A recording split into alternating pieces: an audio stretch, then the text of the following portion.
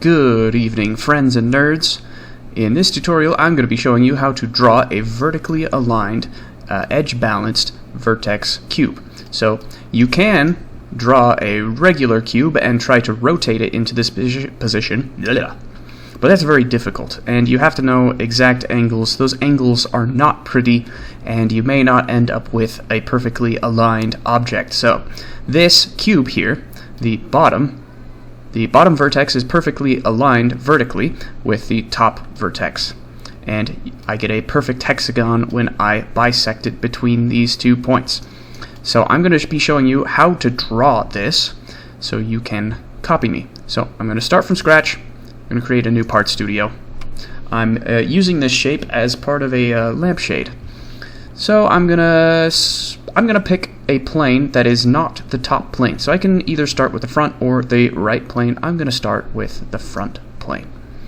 So we're gonna start with a sketch, align it to the front, and we're gonna draw a vertical line. And this vertical line needs to be constrained by the edge length times the square root of 3. So for this tutorial, I'm going to be using 80 millimeters as our edge length. So to constrain this line, I'm going to type in 80 times the square root, I have to be careful to not hit escape, the square root of 3. So that gives us our 138. So this is 80 times the square root of 3. And we have to constrain this line. We don't have to constrain this line. We can just kind of wing it. But I'm going to constrain this line to... Oh, my constraints are all collapsed. I'm going to constrain the midpoint to the origin of this plane. Then what we do is we make this into a triangle. We add 2 more lines here. And we're going to dimension one of these lines, I'm going to dimension this top line, to our edge length, which is going to be 80. And then I'm going to apply a perpendicular constraint. Where is it? There it is. Perpendicular constraint. So I've basically made a right triangle where the hypotenuse is vertical and one of the legs is our edge length. So we're done with this sketch. Next thing we need to do is we need to create a plane, and this plane is going to be a line angle plane. So we're going to select our vertical line and okay. Well, that wasn't exactly clean. I thought it would be aligned with the front plane, but apparently it's not. Basically, this second plane needs to be... let's see what happens. I'm going to type in 120, right? So that won't work. In the previous takes I did, it didn't spawn vertically. So I'm going to type in 30.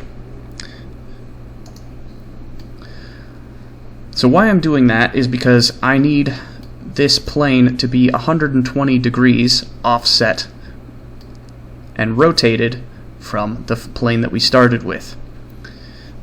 The reason we want it to be 120 degrees, and I typed in 30 because we already started off with a 90-degree angle. So the reason it needs to be 120 degrees is because around, if we go to our existing, where did it go? There. If we go to an existing cube, you can see that when we view it from the top, we kind of have this hexagon-looking shape. And where 3 faces meet, where a vertex is, there are 3 faces around it, and 360 divided by 3 is 120. So we need to make sure that we have 120 degrees offset between these 2 planes. So I'm going to hit enter. Now we're going to draw a sketch on this plane that we just created. Not extrude, sketch. This plane. There we go. So we're going to draw the exact same sketch that we just drew. except we already have one line already created for us. It just is intersecting this plane. We're going to constrain the same side by our edge length, and we're going to use a perpendicular constraint.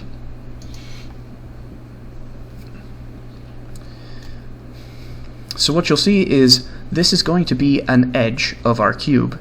This is going to be a diagonal of another face of the cube.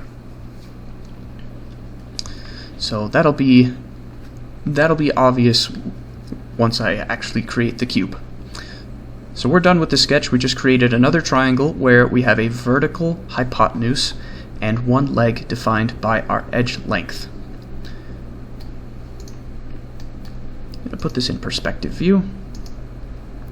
Now what we do is we create a 3-point plane using the legs defined by the edge length in our previous 2 sketches. And we're going to draw a sketch on this plane, and we're just going to trace right over the lines that we just made. We want to make sure that these are perpendicular and coincident. So we're going to apply a perpendicular to this, and just to double check, we're going to see that that's 90 degrees, and this is 90 degrees. We have a 90-degree square at a funky angle. So we're done with that sketch. We have just sketched the face of our cube, and since extrusions are 90 degrees, all we have to do is extrude by our edge length, and we will create our vertex-aligned, vertex-balanced cube. Now we can just type in our edge length here, which is 80, or the other thing we can do, if we want to make this easier to modify in the future, we can select up to vertex, and we can select our very bottom vertex here, and it'll create the same thing. So I'm going to hide all of our sketches and planes, and there it is, our vertically vertex aligned cube. Stay tuned for more tutorials.